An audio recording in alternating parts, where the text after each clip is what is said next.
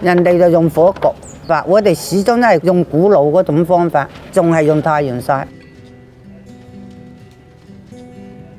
點解個個人食咗個呢蠔豉要翻轉頭咧？佢食過好食，唔使我推水嘅。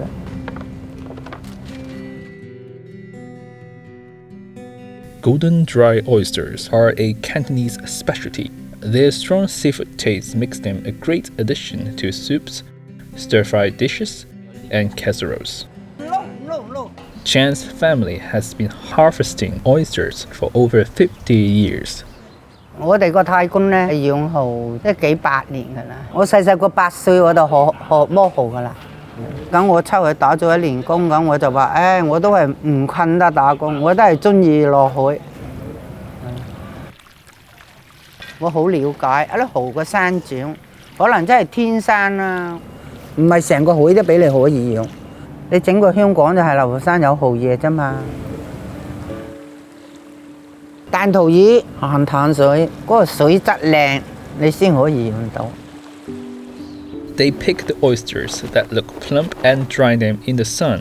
呢個格紋就知幾多年。呢度1年啦，2年啦，7年啦，8年啦，一隻蠔8年半。呢隻咧就唔夠呢隻肥美嘅，咁咪冇人佔位咧就生到曲曲彎彎啦。全家人都係咁保持一個態度，我哋始終都係用古老嗰種方法，仲係用太陽曬。過咗個季度，我哋就一隻都唔買。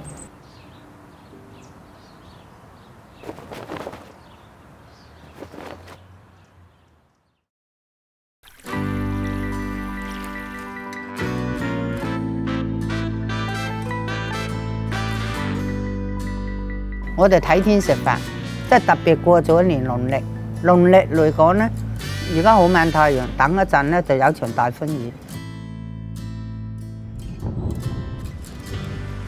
因為我哋咧就知道嗰場雨到唔到咧，水退咧就水漲咧，組織到嗰嚿雲，我哋成雨咧就可以避咯。即係年紀大嗰啲走咗啦，即係佢哋嗰啲後生就唔識睇啦。到我呢代啊，即係我唔想失傳落去，即係好想個仔接手。係啊，呢幾年我由頭學起㗎，養蠔咧就好大挑戰同埋好大學問啦。係啊，望住呢片海長大，亦都望住呢個環境變遷變化啦。而家高樓大廈嗰啲咧，以前咧係我哋沙井嘅蠔田嚟㗎。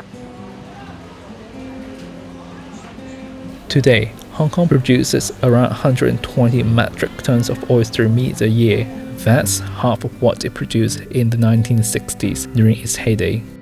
As a result, the price of dried oysters has soared over the past decades. In 2021, a kilogram of premium dried oysters cost $198, almost 8 times more than the price 10 years ago. 以前咧呢條村咁計咧，家家戶戶都養蠔嘅，因為養蠔式微啦，好多人都轉咗行啦。咁阿爸阿媽咧都堅持就做翻傳統幾廿年嘅手藝。如果我覺得唔做咧，呢個行業咧就都好可惜嘅。